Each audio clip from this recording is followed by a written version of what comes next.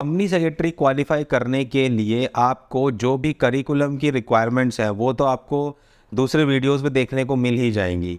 साथ ही आपको ये भी मालूम चल जाएगा कि इसकी स्टैट्यूटरी रिक्वायरमेंट्स क्या है, कंपनीज एक्ट क्या कहता है, सेबी क्या कहता है, किन डायरेक्शंस के अंदर हम लोगों को काम करना होता है। ये सारी बुकिश नॉलेज आपको हर वीडियो पे मिल जाएगी। बट अगर आप कंपनी सेक्रेटरी क्वालिफाई करते हैं और एक कंपनीज में अपॉइंट होते हैं तो आपका रुतबा, आपका काम, आपकी प्रीमियम जॉब क्या होने वाली है, ये आज हम डिस्कस करेंगे।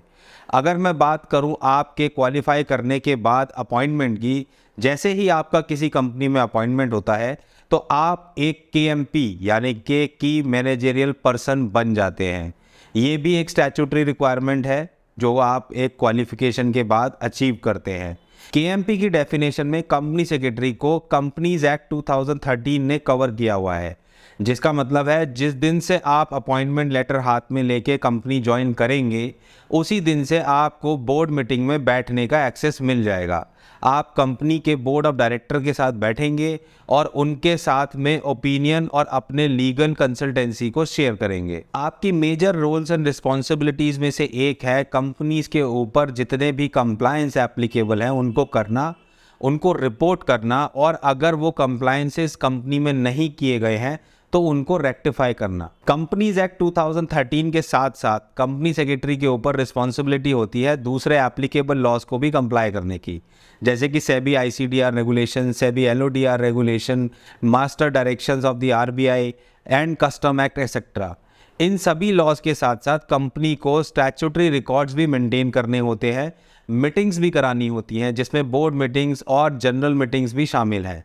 इन सब कंप्लायंसेस के अलावा भी company secretaries corporate finance, strategic planning, joint venture, foreign collaboration and transaction advisories में भी अपनी बेहद इंपॉर्टेंट ओपिनियंस को डायरेक्टर्स के साथ शेयर करके कंपनी की ओवरऑल ग्रोथ को इंश्योर भी करते हैं।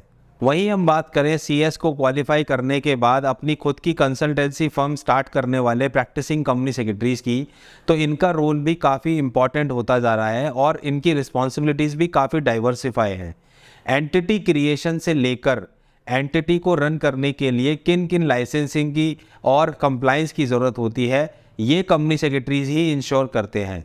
साथ ही कंपनी सेक्रेटरी ही इंश्योर करते हैं कि कंपनी के चलने से लेकर कंपनी के बंद होने तक कौन कौन सी मैंडेटरी रिक्वायरमेंट्स को उन्हें फुलफिल करना है, कौन सी इंडस्ट्री में कौन सा बिजनेस करने के लिए किन किन रजिस्ट्रेशंस, लाइसेंसिंग या फिर कंप्लाइंसेस की ज़रूरत है। ये सारी कंप्लाइंस के रिलेशन में एडवाइजरी प्रैक्टिसिंग कंपनी सेक्रेटरी अपनी क्लाइंट कंपनी को देकर कंपनी को भी ग्रो करता है, साथ में अपने प्रोफेशन को भी ग्रो करता है। स्टार्टअप्स एंड MSME के सेक्टर में भी कंपनी सेक्रेटरी का एक इम्पॉर्टेंट रोल है। स्टार्टअप्स के अंदर अगर आप बात करें कंप्लाइंस की, तो स्टार्टअप सबसे ज़्यादा कंप्लाइंस पे ध्यान देते हैं। साथ ही अगर स्टार्टअप्स को फंडिंग भी एक्वायर करनी होती है तो इन्वेस्टर्स की भी पहली डिमांड होती है कि कंपनी की सारे कंप्लाइंस पूरे होने चाहिए, जिसको इंश्योर करने का काम सिर्फ एक कंपनी सेक्रेटरी का होता है। वहीं अगर मैं बात कहूँ फॉरेन फंडिंग की, तो अगर कोई स्टार्टअप या MSME सेक्टर में कोई कंपनी फॉरेन फंडिंग एक्वायर करती है तो उसकी फॉरेन फंडिंग के रूट को स्मूथ करने का काम भी कंपनी सेक्रेटरी करता है। साथ ही अगर आपकी कंपनी किसी लिटिगेशन में जाती है तो कंपनी सेक्रेटरी वेल सफाइस है किसी क्वासी जुडिशियल बॉडी के सामने आपकी कंपनी को रिप्रेजेंट करने के लिए।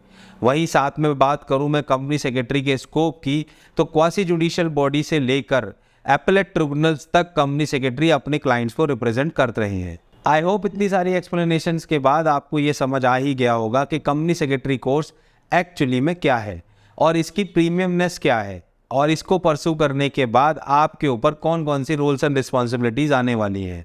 अगर इसके बाद भी आपकी कोई क्वेरीज जनरेट होती हैं तो आप कमेंट सेक्शन में लिखकर हम लोगों से पूछ सकते हैं।